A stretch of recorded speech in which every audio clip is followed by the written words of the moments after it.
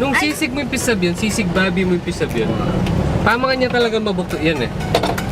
Ha? So pig's ears siyang may babad king aslam. Damo. Mapebukal niya mo itang kay, itang babi. Itang babi. Kay atin niya ang aslam. Apit ta, sisig Sisig na tambing na. Abi na ingaws do rin yun, sisig matwa. Sisig matwa.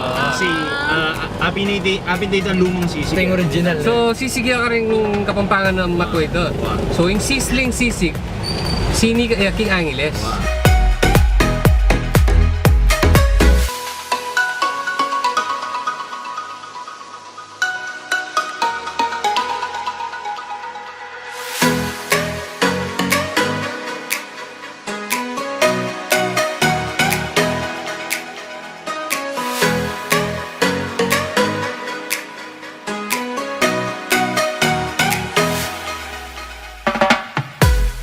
Sisig pa, siyempre pwede nga kamangan.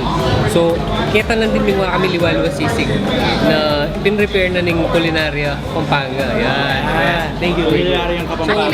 Solid takal kasing sisig pala na yung kubalo na ating palang makaninin ko tayo. May pwedeng karakter mo pwedeng gawan din. May itong dish ni. Ako naman guy, may amaze ko na yung simpleng tamales. Pwede pala dyan sisig. Pwede yan mo dyan eh. Pwede yan gawin sisig. Yan. Mga talaga creative lang tao kayo. Pwede nyo, kalami yun eh. Kalami ang sisig. Kalami yung First sisig. sisig. Guwapin eh. Yan ang di kayo papagtakan nyo na yan. Buka tayo na eh. Mabigla kayo guys din eh. O, siya na. Sisig. In collaboration with the Pandesals of Angeles. Balo yan pala na ni nani sisig. What? Ano? Sige. Sisig, tinastad. Di ba ganun niya? Okay, tinatad ka no. Hindi kami. Anything mixed with guys, sibuyas. Experience ko, aus na rin bale. Nyari, isdaya mo, kahit nga sibuyas penatad eh. Aus na ng kayayami, sisig. Yan Okay. kay. Siniksik na pig. Sisig. Sisig means to snack on something sour. So, adwaye eh. Possible yung noun. Noun.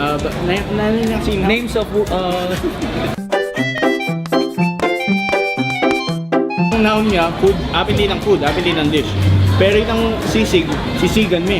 Ate, di ba? Bala mo, magi ang verb in that sense. Agawan mo yung sour, inigaw mo. So basically, sisig is to make something sour. Wow. So niya applicable niya king aliwang meat. Pwede niya king bangus, pwede niya king chicken, makanya ni sisig. So anything to make something sour. So siguro man ay kayong sisig king aliwang balen na sabihin na ini sisig ini. So nung tinikman niya, kaya maslam, sisig. dapat mas labyan. Wow. Nano yung mo itong authentic Kapampangan sisig? Yan. Paneda ko kutang, nano itong authentic.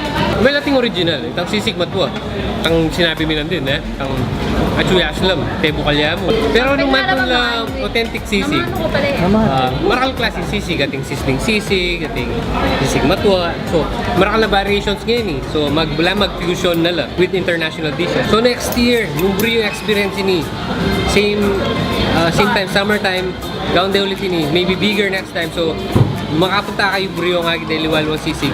Come visit Sisig Fiesta King Angeles. Crossing. Crossing Kagawan mo. Bakit di ba kari gagawin kay crossing? Kasi Kenya sinigat ang sisling sisig ng Aling Lusing. Ampong, itang kang Benedicts, itang Minuna. Benedicts. Ampong itang Minuna pa itang kang Nino par. ano ang gilagyo eh. Yan talaga inegumpisa kaya inadapt de. Nino yan. Ay nasabihan ke. Lapang ka do. Pitch baboy. Ano ko na eh, pero ay sinabi ke. Sinabi ko na eh. Lapang ka do. Okay. Gets. Yan sinabi ka rin. Rainy. Kaya minebalong aryan. Wow, yan pala. So may nga na kayo mo. Muli minebal, sobra pagal may nga na kami ay ni. Inuwari ng Jericho. Kapalo ito mga kapalalaki. Inuwari ng Jericho. Ladies and gentlemen, Jericho sa'yo. Hey! What's up, hey? Kamusta kayo? Okay, so ayun eh. Yari na kayo ng mga metong episode, but kay Sisig Fest. Ang kapali pero ng kanyaman. Thank you very much, Jericho. Abayan mo yung emang extra. Sana nanding ka pa din tang. Hello, Ram. Say it. Thank you for this. Hindi ako sponsored pero...